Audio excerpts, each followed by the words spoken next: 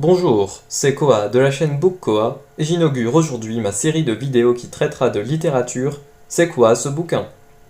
Au programme, les années d'Annie Ernaux. Et ça tombe bien, elle est au programme de Cannes cette année. Quel lecteur n'a encore jamais entendu parler d'Annie Ernaux au XXIe siècle? Véritable chroniqueuse de la seconde moitié du XXe siècle, Annie Ernaux a marqué et continue de marquer le paysage littéraire français à travers son œuvre.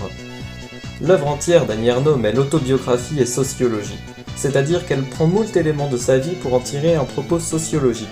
Et vous verrez, c'est flagrant dans les années. Mais qui c'est au juste, cette Annie Ernaux? Née Annie Duchesne en 1940 en Normandie à Lillebonne, Annie Ernaux a grandi dans un milieu populaire. Très vite, elle s'éloigne de ce milieu d'ouvriers ou de petits commerçants par la magie du diplôme. Elle devient professeure et obtient l'agrégation de lettres modernes en 1972. C'est en 1974 qu'elle sort son premier roman, Les Armoires vides, nommé en référence à de célèbres vers de Paul Éluard dans son poème Comme deux gouttes d'eau. De tout ce que j'ai dit de moi, que reste-t-il? J'ai conservé de faux trésors dans des armoires vides. Les armoires vides, donc, ouvrent le bal des œuvres d'Annie Ernaux. Le leitmotiv d'Ernaux s'y présente déjà, écrire la vie. Ici, c'est la jeunesse de Denise Lesure, véritable alter ego d'Annie Ernaux tant dans le milieu où elle évolue que dans la manière de s'exprimer ou de penser. Annie Ernaux, c'est un peu la précurseuse de l'ego trip, j'avoue. Dans son roman L'événement, elle n'a pas hésité à écrire sur son avortement, qui s'est déroulé 4 ans avant la loi Veil. Bon, et à part ça, Annie Ernaux c'est quelqu'un de très politique. Très à gauche, elle a soutenu la candidature de Jean-Luc Mélenchon en 2012, mais aussi en 2022. Elle défend le peuple palestinien, et a soutenu des figures clivantes comme Houria Boutedja, essayiste franco-algérienne. Annie Ernaux est une figure importante de la gauche intellectuelle actuelle.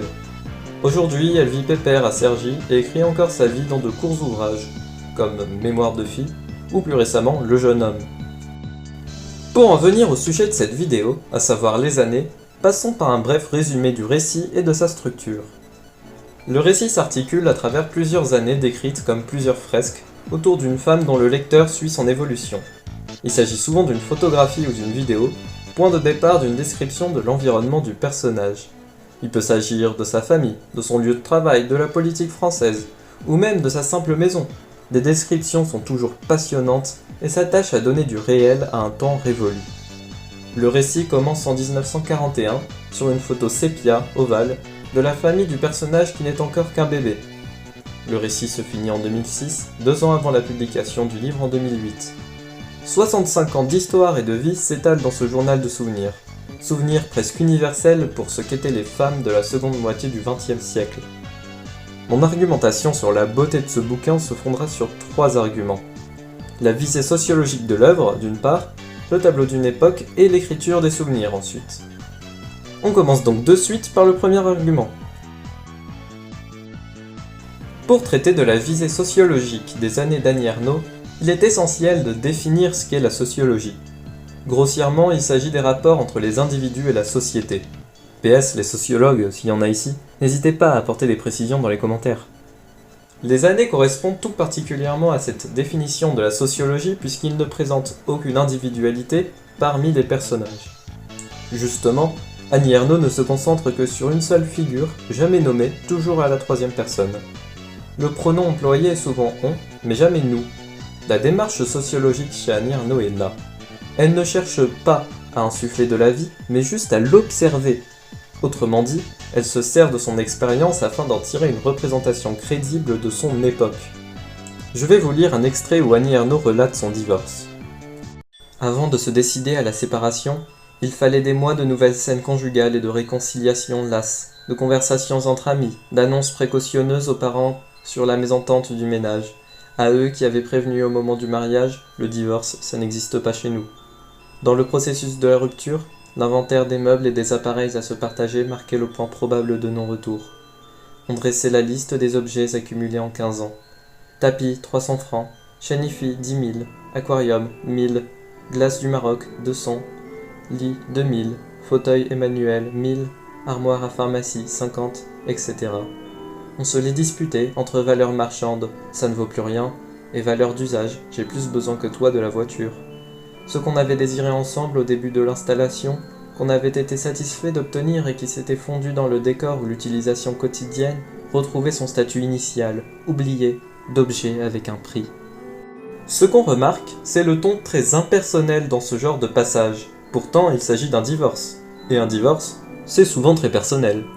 Ce qui est narré par Annie Ernaux ici semble être une banalité, une tranche de vie de n'importe quelle femme française de cette époque. Au-delà du témoignage, les années transmettent un savoir brut sur la sociologie du divorce à l'époque où il se démocratise. La liste de meubles présente dans cet exemple, ainsi que le name-dropping de marques, de films, d'auteurs ou de célébrités de ce temps, dans tout le récit montre qu'Annie Ernaux s'intéresse bien plus à la société ou vie d'individu qu'à l'individu lui-même. Et cette société, c'est la société de consommation. Ah, la société de consommation, quelle époque! Le capitalisme bat son plein, la radio, la télévision, les vacances à la plage. Désormais, tout le monde peut profiter des plaisirs autrefois réservés à une élite. L'imagerie de la société de consommation est magnifiquement exploitée dans les années, notamment quand certains symboles fonctionnent par paire.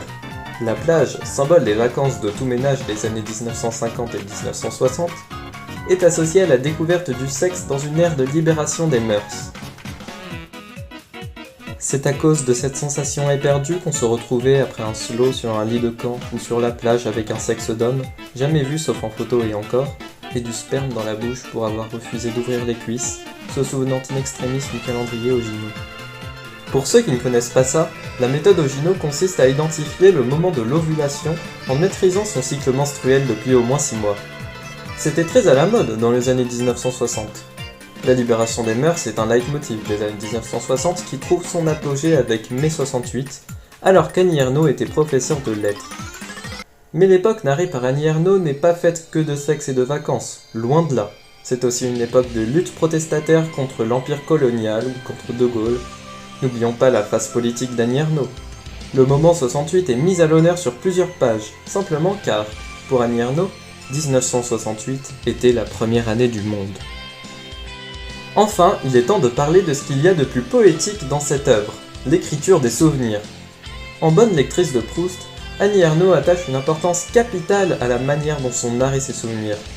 Au niveau du contenu, comme déjà dit précédemment, ils sont assez basiques et appartiennent à une vie quotidienne de l'époque narrée. Il n'y a aucune trace de nostalgie dans le récit tout entier. Annie Ernaux théorise une autre manière de mettre à l'écrit les souvenirs dans les années, la sensation palimpseste.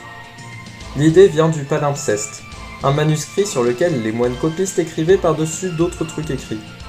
Il faut imaginer Annie Ernaux comme une sorte de moine copiste qui rédige un souvenir sur un parchemin, puis encore un autre souvenir sur le même parchemin, et ainsi de suite, comme si les images disparaissaient.